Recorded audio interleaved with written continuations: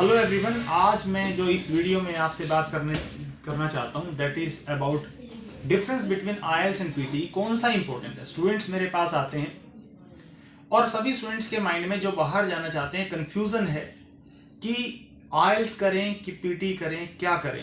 Confused हैं students, तो उसकी जिन दोनों के बारे में वो जानना चाहते हैं कि आईएलटीएस क्या है और पीटी क्या है। दोनों ही की मैं बात करूं तो दोनों जो हैं, दोनों टेस्ट बाहर जाने के लिए किए जाते हैं।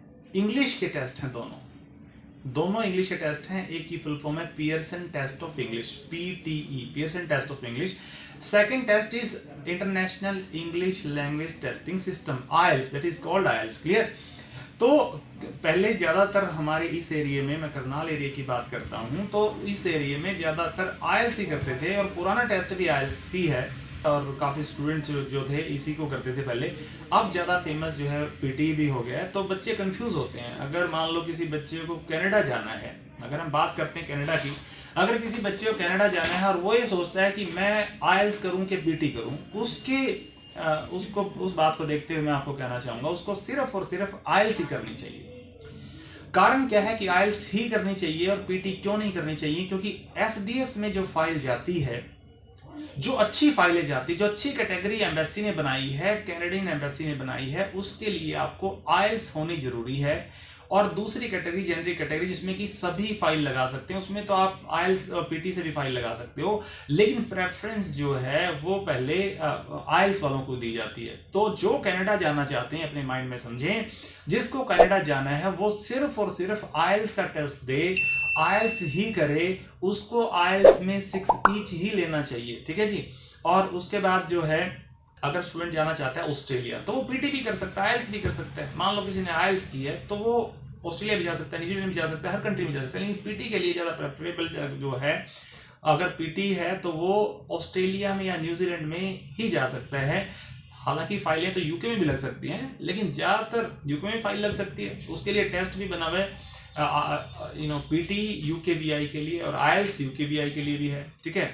तो अगर आपको ऑस्ट्रेलिया जाना है तो पीटी कर सकते हो, वो ईजियर भी है, थोड़ा सा ईजी है, क्योंकि उसमें क्या होता है, सॉफ्टवेयर आपकी इंग्लिश को टेस्ट करता है।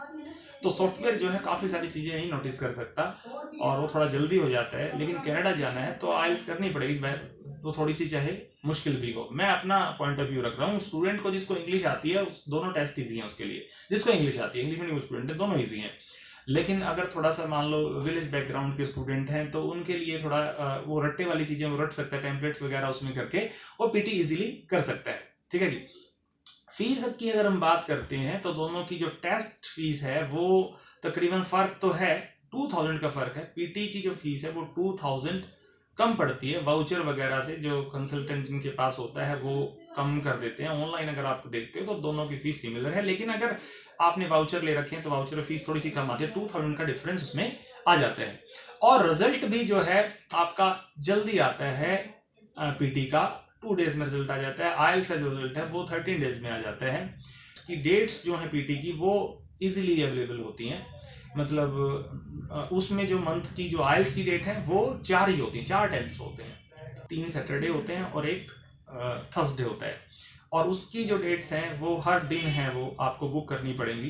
तो पीटी और आईएलटीएस का जो कन्फ्यूज़न है आपका, वो मेरे हिसाब से दूर हो ही गया होगा। फिर भी अगर आपका कोई क्वेश्चन है तो वो आप उसके बारे में पूछ भी सकते हैं। ठीक है जी। एक और चीज़ क्वेश्चन में मतलब रेज होती है कि पीटी के लिए माइंड में वो इंटरव्यू भी आ रहे हैं। अभी ऑस्ट्रेलिया हाई कमीशन से इंटरव्यू ले रहे हैं, क्योंकि काफ़ी सारे एजेंट्स ने क्या किया कि वो फेक पीटी के रिजल्ट लगा दिए हैं, तो उससे पीटी की जो क्रेडिबिलिटी है वो थोड़ी सी कम भी होगी उस हिसाब से। और एम्बेसी जो है उस चीज़ को फिर स्टूडेंट्स को इंटरव्यू भी कर रही है। ठीक है। तो आपको देखना है, ये आपका डिसीजन आपका रहेगा कि मुझे ऑस्ट्रेलिया जाना है कि कनाडा जाना है कि यूके जाना है, मैं कौन सा टेस्ट करूँ कौन सा ना करूँ। जिस स्टूडेंट को इंग्लिश आती है उसके लिए कोई मायने नहीं रखता कि आप आईएलटीएस करें कि पीटी करें। Okay, that's all.